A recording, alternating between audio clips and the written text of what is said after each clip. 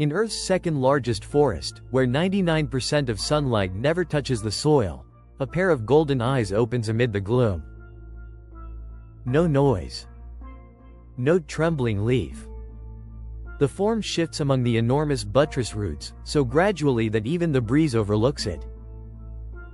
This is the leopard, the most flawless predator on the Congo's floor.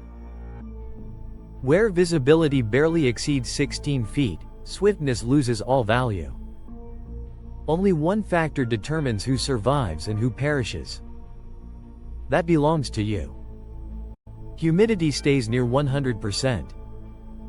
The atmosphere feels dense with dampness, so heavy that each drop of sweat on the leopard's fur cannot evaporate. Welcome to Gaia Docs, where we delve into the most remarkable enigmas of the natural realm. The Congo Rainforest spreads like a dark green ocean across Central Africa, hiding within it three separate realms: the ground, the mid-level, and the upper zone. Each stratum has its own sovereign. Each stratum follows its own code. The food chain links them all together. A hunter on one level will catch prey fleeing toward another. Tonight, the issue is not about who is mightiest. The issue is, in the darkest forest on Earth, who genuinely governs? The response may astonish. The ruler here requires neither the most lethal fangs nor the biggest frame. To grasp the struggle across three forest levels, one must first encounter the being that constructed the very platform on which everything occurs. The Congo forest elephant, Loxodonta cyclotis, the smallest among Africa's elephant family. Do not allow the term small to fool you. A mature male can tip the scales at 8,800 pounds, enough to bring down any tree that blocks its route. Unlike their savanna relatives, Congo forest elephants bear tusks that angle straight downward, a perfect adjustment for moving through thick brush where low-hanging branches press in from all sides. Every day, one elephant consumes as much as 330 pounds of plant matter. They feed, they walk, they wreck. And here lies the contradiction. That destruction is exactly what the forest requires. As elephants travel, they create passageways through the thicket, routes that researchers call elephant paths. These trails open up gaps, permitting rare beams of sunlight to reach the forest floor where seeds can at last sprout. Elephants swallow fruit from towering trees, then deposit seeds across the woodland via their droppings. Many ancient tree species in the Congo can regenerate only after traveling through an elephant's digestive system. If the elephants disappear, those ancient giants vanish alongside them. The forest loses its ability to renew itself. Screaming, in GT, the ground beneath the elephant's feet holds 30 billion tons of carbon locked in peat deposits, equal to 20 years of America's fossil fuel output. Elephants are the unwitting protectors keeping this carbon reservoir sealed underfoot. They converse through infrasound frequencies so low that human ears cannot perceive them, transmitted via the earth and damp air for miles through the dense woodland. A summons to a partner, a caution, an offer to a fresh food supply. Elephants also carve deep mineral pits in the forest, creating open spaces that locals call bays. Every species, from primates to birds, from forest pigs to antelope, congregates at these bays to absorb vital minerals. Such clearings become meeting points for the entire forest. Where prey gathers most thickly is also where peril lurks most intensely. And that is exactly where the most patient hunter on the forest floor waits in hiding. The leopard, Panthera pardus, a male weighing up to 200 pounds. On the open savanna, that makes a formidable predator. On the Congo forest floor, it becomes a ghost. 99% of light is blocked by the canopy before it reaches the ground. In that near-complete darkness, the rosettes on a leopard's coat fracture the silhouette of its body, dissolving it fully into the forest background. Each rosette is not accidental. They are organized in patterns that break up the body's outline so that the prey's mind cannot reconstruct the shape of a hunter. The leopard does not pursue its quarry. It remains motionless on a low limb or beside a huge root for extended periods until the victim moves within striking distance. When the ambush works, the leopard hauls its catch into the branches. Sometimes a carcass matching its own body weight, hoisted high, where no scavenger can access the meat. The jaw and neck power of a leopard enable it to scale a tree trunk vertically while gripping its prey, a feat no other big cat on Earth can duplicate. Elephant paths are the leopard's favored patrolling routes. Where elephants open clearings, leopards lay traps. Another form appears along the elephant trail, so silent that even the leopard almost misses it. The okapi, Okapia johnstoni, the sole surviving relative of the giraffe. Do not seek okapi on any savanna. This species exists in only one location on Earth, the Congo Rainforest. Standing about 5 feet at the shoulder and weighing up to 660 pounds, the okapi wears a dark coat with white stripes that appear only on its hindquarters, a design known to biologists as disruptive camouflage. In the speckled light filtering through the canopy, those white stripes perfectly imitate sunbeams falling on decaying leaves. The okapi stands motionless and nearly disappears into the forest floor. A tongue stretching 12 to 14 inches, prehensile and agile as a hand, allows the okapi to strip foliage from branches that no other creature can reach. The leopard watches, assesses, then moves away. The okapi is too large, too formidable for a lone ambush. On the Congo forest floor, even the hunter must pick its fights. The okapi fades into the shadows as quietly as it emerged. For nearly a century, the Western world refused to accept that this animal existed, dismissing it as legend until proof confirmed its reality in 1901. On the forest floor, the rule belongs to patience and concealment. Elephants build the stage, leopards set their snares upon it, and the okapi shows that here the secret to survival is to become invisible. In the canopy above, a completely different conflict is about to break out. This time, the attackers do not require patience. They require strategy. 100 feet above ground, where the canopy intertwines so densely it forms a second level, a troop of black and white colobus monkeys, Colobus gariza, is traveling. Their glossy black fur, trimmed with long white fringes, looks like a royal cloak, spreading out each time they spring between treetops. Striking, but obvious. The colobus lacks thumbs. This is not a defect, but an evolutionary trade-off measured in millions of years, sacrificing grasping ability for branch speed. 4-fingered paws curl around limbs like grappling hooks, enabling the colobus to vault across gaps of up to 50 feet between trunks. With each leap, a long, bushy tail spreads like a parachute, adjusting direction mid-air. Every jump is a gamble. A rotting limb, a misjudged distance, and the fall leads straight to the forest floor where a leopard lies in wait. Colobus monkeys live in tight social groups, maintaining a constant lookout system.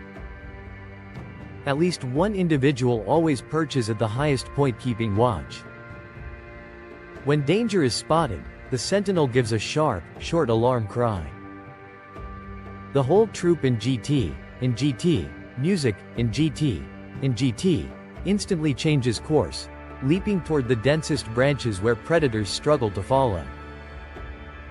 They watch for every threat from below. What they do not anticipate is that the greatest peril comes from their own level. Not far off, a group of chimpanzees, pantroglodytes, is gathering. Not to search for fruit, not to groom, but to arrange a killing.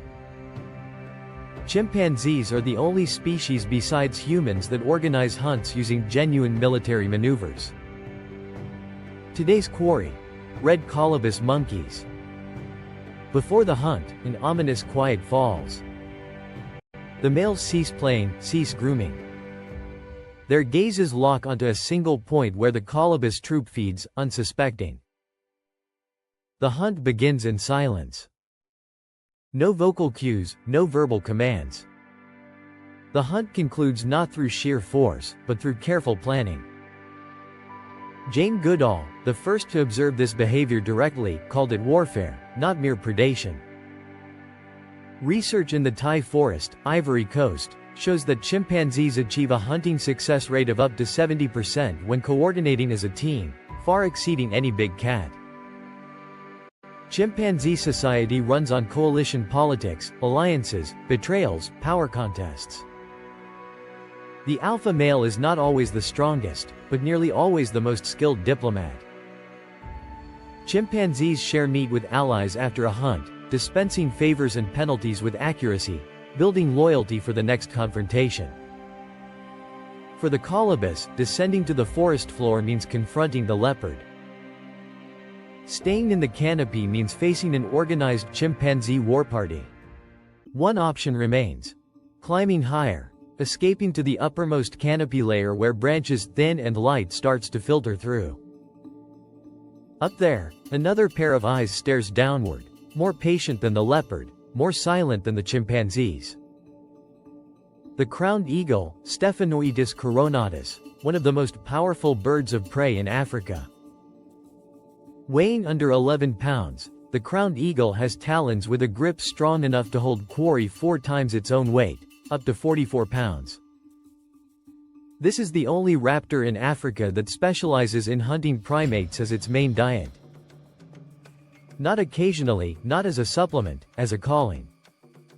Short, wide wings, a stark contrast to savanna eagles, are built for maneuverability within the thick canopy, weaving through gaps between branches with stunning accuracy. Its tactic is brutally simple. Perch motionless on the highest branch, hidden in leaves, watching for hours. When the colobus climb to the top layer to escape chimpanzees, they move directly into the kill zone. The dive happens in an instant. Talons lock onto the victim's body, the combined force of weight and speed enough to kill within seconds. And so, the picture is complete. The colobus are trapped between 3 levels of death. Descend to the forest floor and meet the leopard. Remain in the canopy and meet the chimpanzees. Climb higher and meet the crowned eagle. No tier is safe. No direction offers escape. The only reason the colobus have survived to this day is their agility, their communal watch system, and each 50-foot leap across open space that no predator can match. If this 3-tiered battlefield captivates you, share your thoughts with Gaia Docs in the comments below. Among the leopard, the chimpanzees, and the crowned eagle, which poses the greatest threat to the colobus?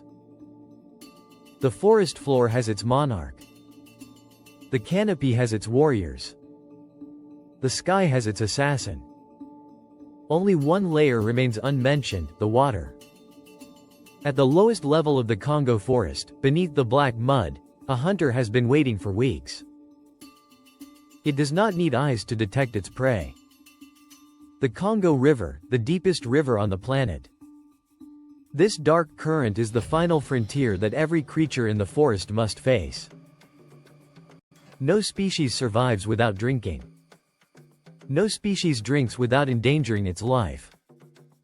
The Nile crocodile, Crocodilus niloticus. The largest males exceed 16 feet in length. A design that has persisted for millions of years without alteration because it was flawless from the beginning. Beneath the surface, only the eyes and nostrils break the waterline. The rest of the body stays submerged, unmoving.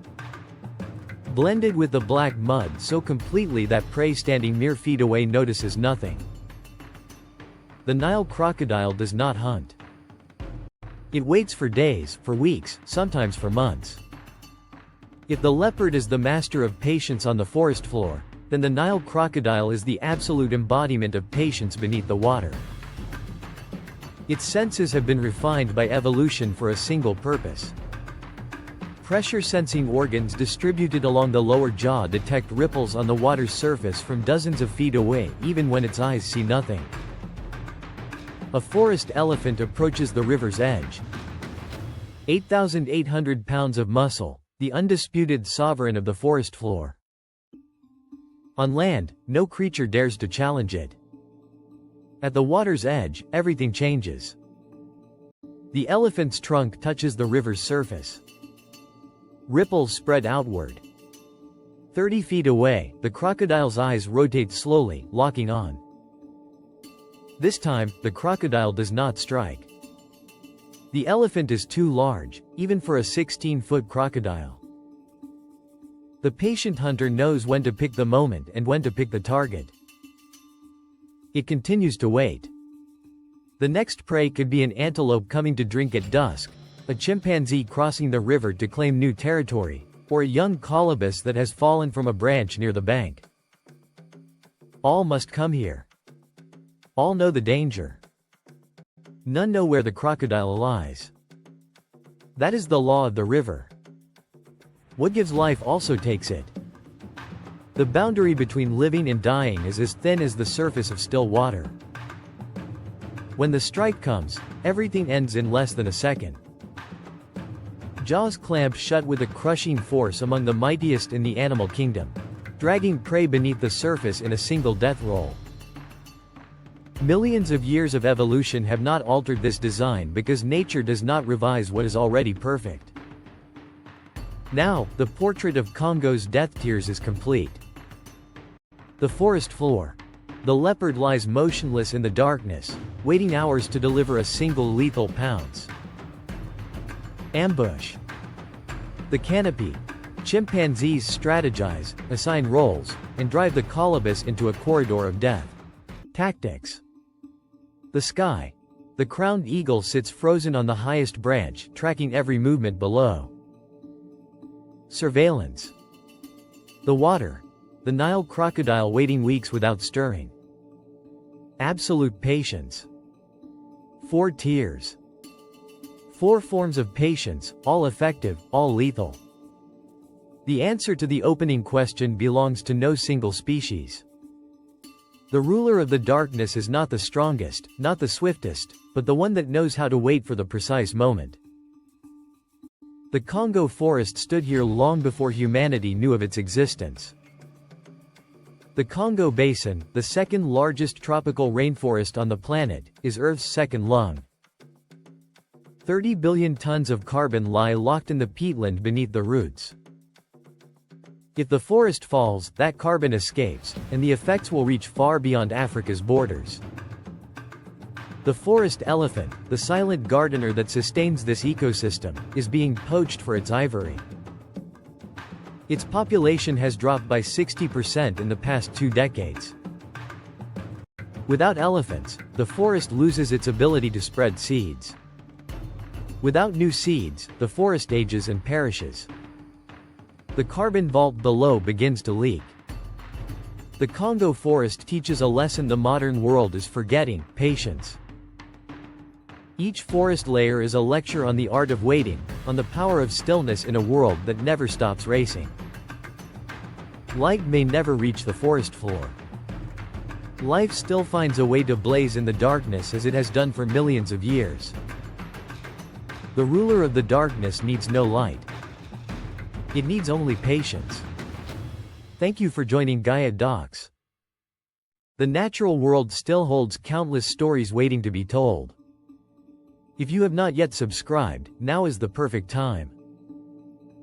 We will see